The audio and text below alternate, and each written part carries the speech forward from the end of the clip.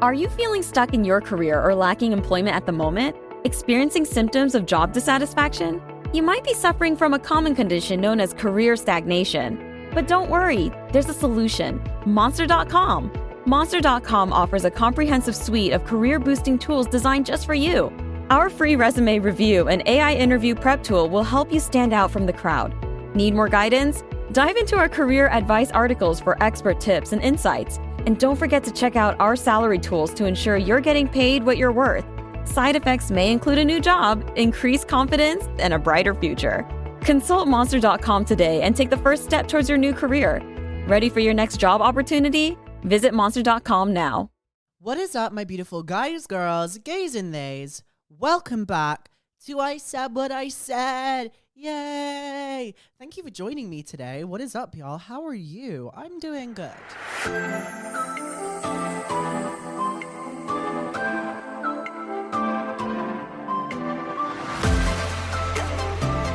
I'm doing okay. I do have to go all the way to London Bridge, though, after this to collect a prescription. Why couldn't you just deliver it to my local chemist? Like, please, give me a break. London Bridge, to be fair, it's not that far from here.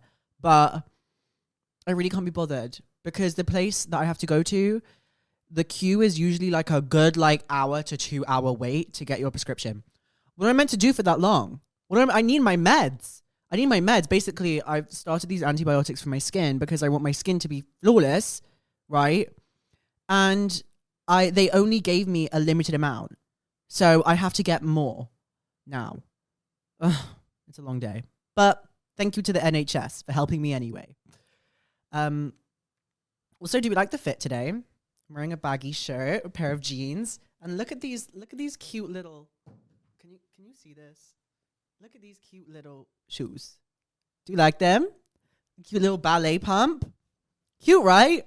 But I can't walk in them very well because I can feel the whole ground, and I don't like that. I don't like being that close to nature. Actually, yeah, I do. I like nature. But, I feel like I can feel everything. I stubbed my toe 3 times on the way here. Not cute. But they look chic. So I'm going to continue wearing them because I'm a baddie, period. Today, I have an interesting episode planned. You know what? We've been doing a lot of deep episodes recently. I just remember this. We've been doing a lot of deep episodes. I don't know. I'm in my deep era. Deep. So deep. I'm in my deep era. I like talking about things. I like talking about things that I've experienced and mental health and all this kind of stuff because that's life and we all go through things. What I wanted to talk about today was childhood anger. But before we get into that, my song of the week, Gnarly by Cat's Eye. Not gnarly, not gnarly. I'm the shit. Hey. Honestly, iconic. The first time I listened to it, hated it. Played it 3 times, watched their live performances on YouTube. Obsessed. And the people that don't get it, it's not for you. It's not for you. You know, because fried chicken, that's gnarly. I love them. I love Cat's Eye. They're iconic. Also, I dyed my hair pink, the little blonde bits, but it washed out.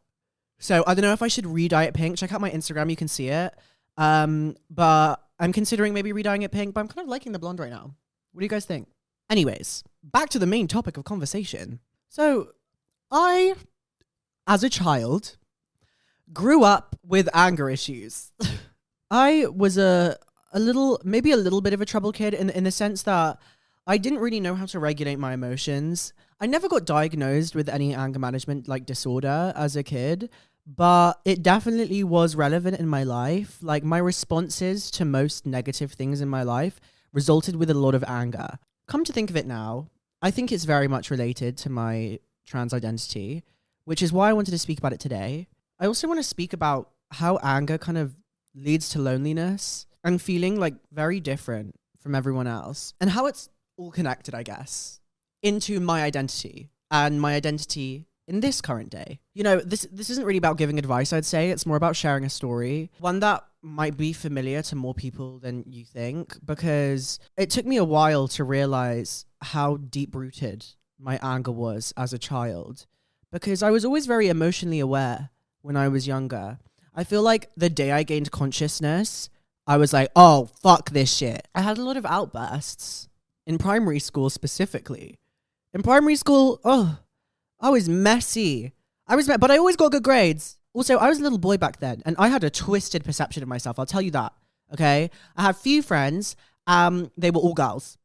I had a couple male friends, but not really. They were mates, but like, they were mates. I was more friends with the girlies because keep your girls close. But yeah, I did a few questionable things in my childhood due to anger management issues. I did not know how to control myself at all. If that was screaming at teachers, temper tantrums, and physical violence. I don't know. I did things that I like shouldn't have done as a kid. Like I was also kind of known as a kid that had a short temper. I remember this other kid, this guy. I'm not gonna say names, but you know who you are.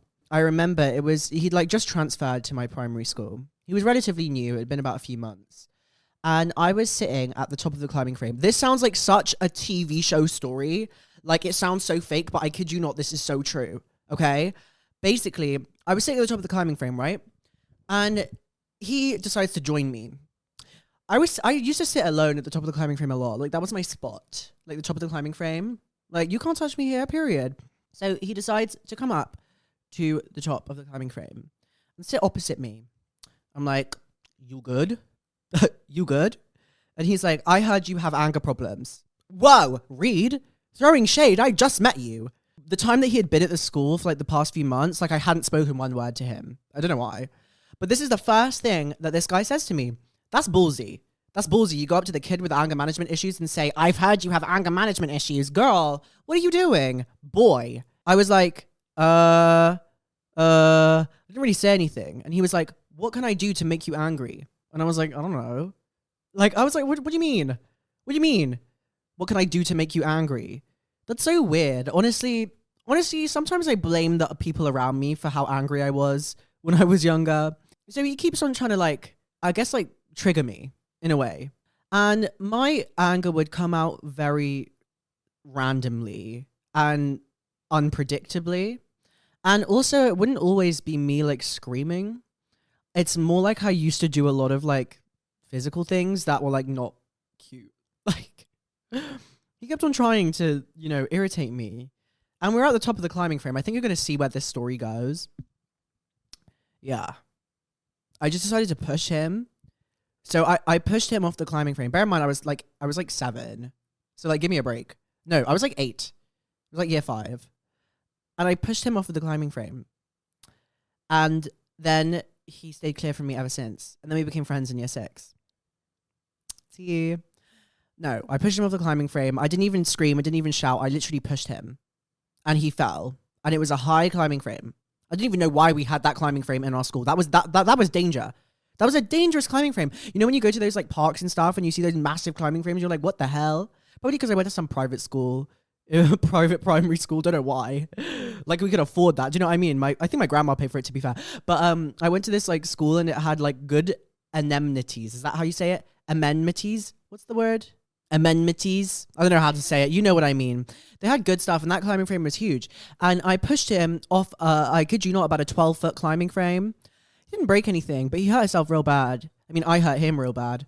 He was like screaming, like wailing. And the teacher came over and the teachers already knew that I had issues with controlling myself. They obviously knew that I did that. And we weren't allowed to communicate with each other for like the rest of the year. Like we were in separate classrooms. We were in everything was separate. And that leads me on to like the feeling of isolation because I didn't know why I couldn't control myself back then. As a little kid, you get confused. You get so confused. You're like, ugh, why do I do this? Why do I do this? I didn't have a bad family situation at all. I was, you know, relatively comfortable living as a kid. Like, you know, I had all the things that I wanted, all of that kind of stuff. But there was a deep, entrenched, rooted anger within me that would cause me to act out all the time. I was very argumentative to adults. Not sure why. especially teachers. However, my grades were impeccable. It was a weird situation because as a kid I was like, getting in trouble, and I was like, I thought that my actions made sense because I was like, I'm justified for this. And when you get told so often that you're an angry kid, you think it's just okay. Like, oh, I'm just known as an angry kid, so I can just be angry all the time now. And like, I'll get away with it. But no, it's not cute. It's not fun. I think also because a lot of the boys in my year group in primary school were like quite hostile to me in a way. Few of them I was friends with, but a lot of them were quite hostile. I think that's because I was the only one that could communicate with the girls. What can I say? I was one myself in the inside. But that also made me feel like I had to put a big barrier up as a kid and fight and be strong. Also, my brother did, teach me some good lessons as well. Having an older brother, it will do stuff to you, but my brother was always very kind to me. But he did give me advice when it came to telling people what's what. So, thank you, Maxie, but no thank you. I don't know. But yeah, it was an interesting time. When I went into senior school, it definitely settled down a lot because I was in a much bigger school. And I realized that you can't just be throwing people off climbing frames in senior school because that's just kind of weird. Like, what are you doing? Do you know what I mean? I did have a few fights in senior school. Don't get me wrong. Definitely did. That anger is still within me. Deep down somewhere. I can see red and I can get very angry. And I hate that part of me. I hate it. It's disgusting. Anger is horrible. Sometimes anger feels good, but it depends on the reason. Because a lot of my anger comes from sadness. And you want to be able to separate anger and sadness because then you just go into a spiral, essentially. That's mental health. That is depression for you. Seriously. When you're angry about the situation that you have and you can't express it in a contained way of sadness, but it has to be an outburst, that's not healthy. And I deal with that regularly. I'm a lot better now, though. A lot better. But I pretty much think that the reason why in my childhood I was such an, little flame is because of my gender identity.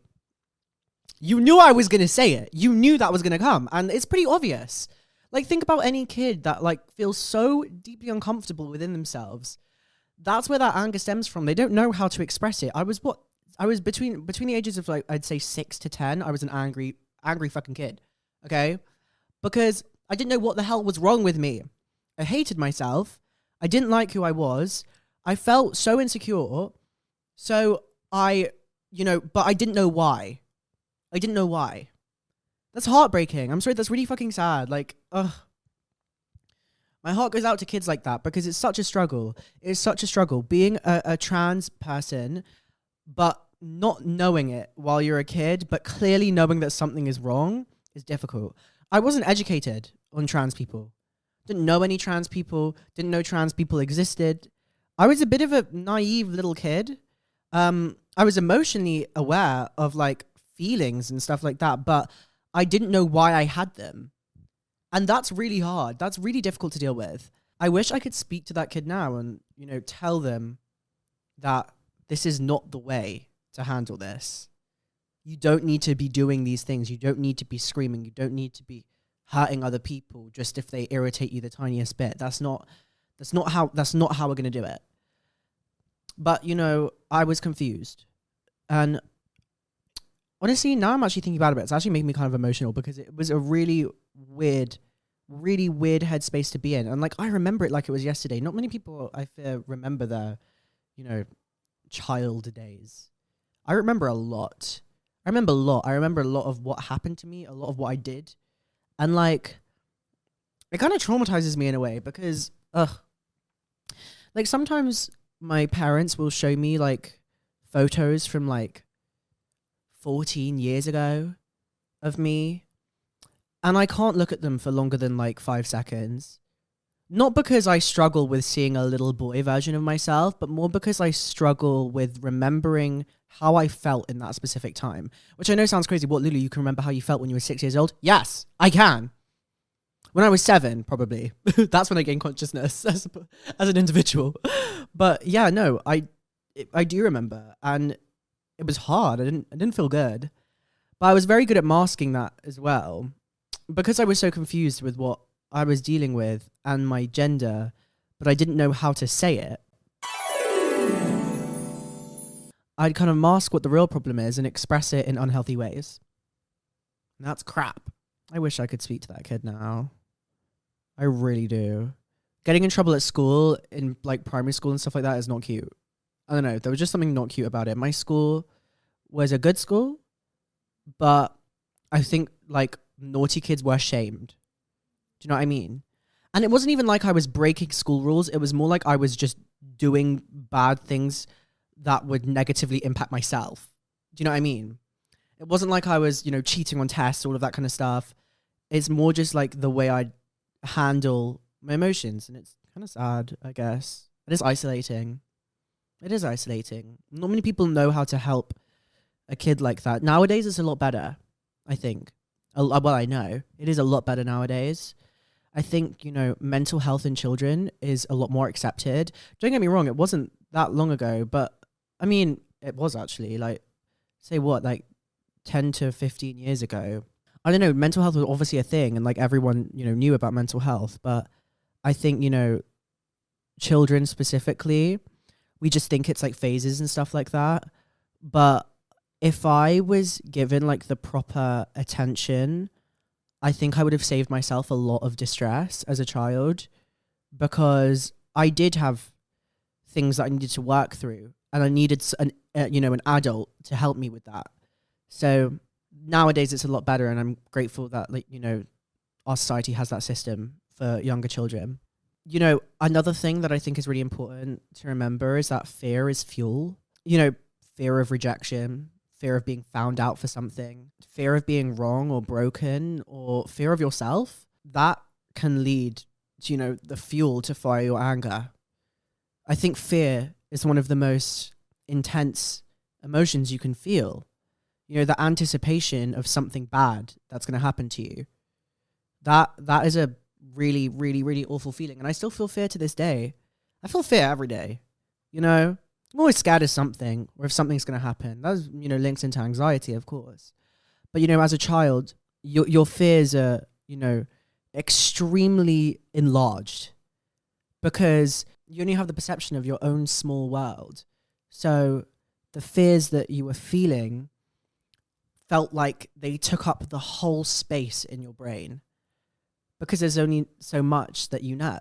And you know what?